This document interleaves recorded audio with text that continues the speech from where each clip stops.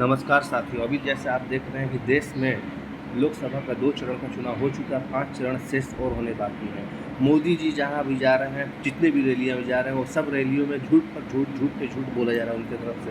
कभी वो बोलते हैं कि भारत में अगर ईडी गठबंधन वाले आएँ तो ईडी गठबंधन वाले ऐसा करेंगे, वैसा करेंगे। अभी सरगुजा में 2 दिन पहले वो आए थे और सरगुजा में आके बोलते हैं कि अगर कांग्रेस सरकार आई तो महिलाओं को अपना मंगलसूत्र बेचना पड़ेगा। तो मैं मोदी से पूछना चाहता हूँ कि जब आपकी सरकार नहीं थी तो क्या 2014 के पहले लोग इंसान जो लोग थे, भारत के नागरिक थे, वो क्या अनाज नहीं खाते थे? क्या वो कपड़ा नहीं पहनते थे? क्या वो चौक चौराहा पर नहीं घूमते थे? वो इंसान नहीं, वो जानवर थे। दोस्तों साथियों, देखिए अभी जो देश का माहौल बना हुआ है, वो माहौल अगर एक तरीके से देखा जाए तो देश की जनता को बरगलाने का काम किया जा रहा है।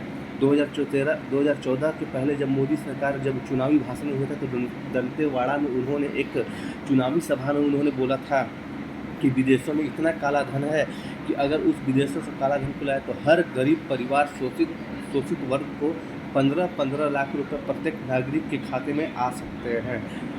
इस बातों को लेकर गरीब, मजदूर, किसान, हर समाज, हर तबके के वर्ग ने मोदी जी को 2014 में भरपूर समर्थन दिया और उनको देश के सत्ता के शिखर तक पहुंचाया। पर जैसे ही चुनाव खत्म होता है, सरकार बनता है, तो उनके राष्ट्रीय अध्यक्ष अमित शाह, भारतीय जनता पार्टी के जिन्होंने बोला कि एक चुनावी जुमला था, एक झूठा वादा था। उसके बाद इन्होंने 2 करोड़ नौकरी की बात की। 2 करोड़ में एक भी नौकरी आज तक नरेंद्र मोदी के द्वारा नहीं लिया गया है।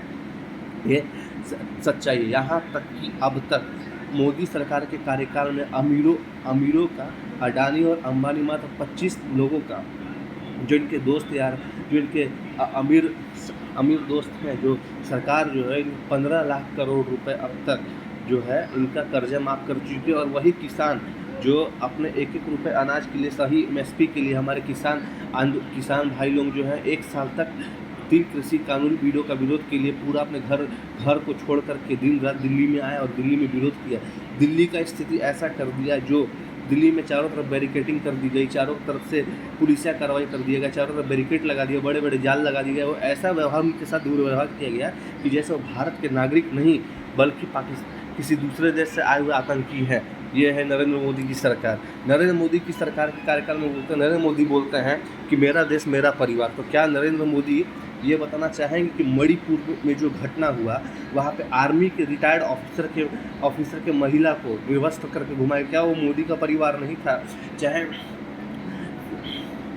चाहे शंभू शरण सिंह जो कि WFI के अध्यक्ष थे, उसके खिलाफ जो हमारे माता और बहन लोग जो उनका विरोध कर रहे थे, नए संसद भवन के उद्घाटन के लिए उनके पास समय था, पर हमारी बहनों के पास आने का समय नहीं था। बजरंग पूनिया जैसे लोग WFI में अपना भारत का नाम रोशन करते हैं, उनके साथ दुर्व्यवहार किया गया। क्या मोदी सरकार इसके बारे में बोलना चाहेंगे? मोदी के कोई भी कैबिनेट मंत्री, कोई भी कार्यकर्ता भारतीय जनता पार्टी का जब आपके पास आए तो उनसे एक ही सवाल कीजिए कि मेरा परिवार मोदी का परिवार।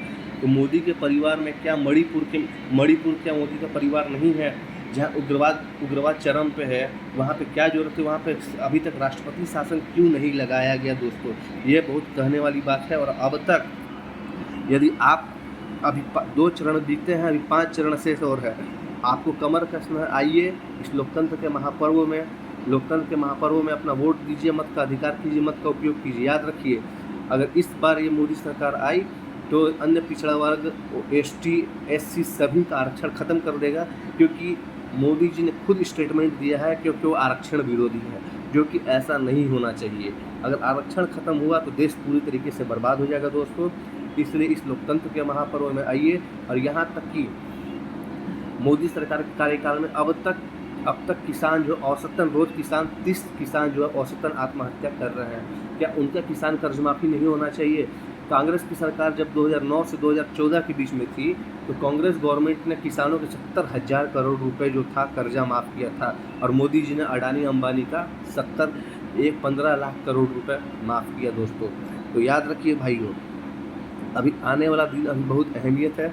4 जून को जब रिजल्ट आए तो अप्रत्याशित आए और ईडी गठबंधन के लोगों को जिताएं और आप अपने क्षेत्र में जाएं और लोगों को करें। नरेंद्र मोदी सरकार में जो उनके धुर विरोधी, जो उनके नेता हैं, जो उनके विपक्ष के नेता हैं, उनके ऊपर ईडी कार्रवाई, सीबी और इनकम टैक्स डिपार्टमेंट का छापा पड़ता है। मोदी जी कम से कम एक बार अपने पार्टी के नेताओं के खिलाफ भी मोर्चा खोलें। असम के मुख्यमंत्री हेमंता बिस्वा शर्मा शारदा घोटाले के मुख्य आरोपी, शुभेंदु अधिकारी पश्चिम बंगाल में भी विपक्ष के नेता बना के बैठे हुए हैं। जब ये दोनों नेता जब अदर पार्टी में थे तो इनके खिलाफ क्लोजर रिपोर्ट हुआ करता था, अब इनके खिलाफ कोई क्लोजर रिपोर्ट नहीं है।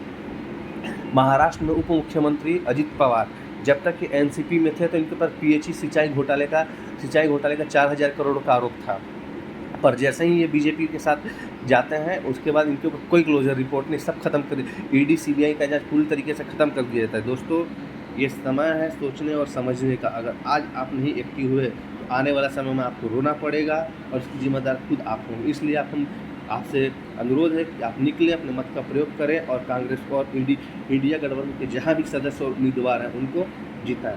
बहुत बहुत धन्यवाद भैया।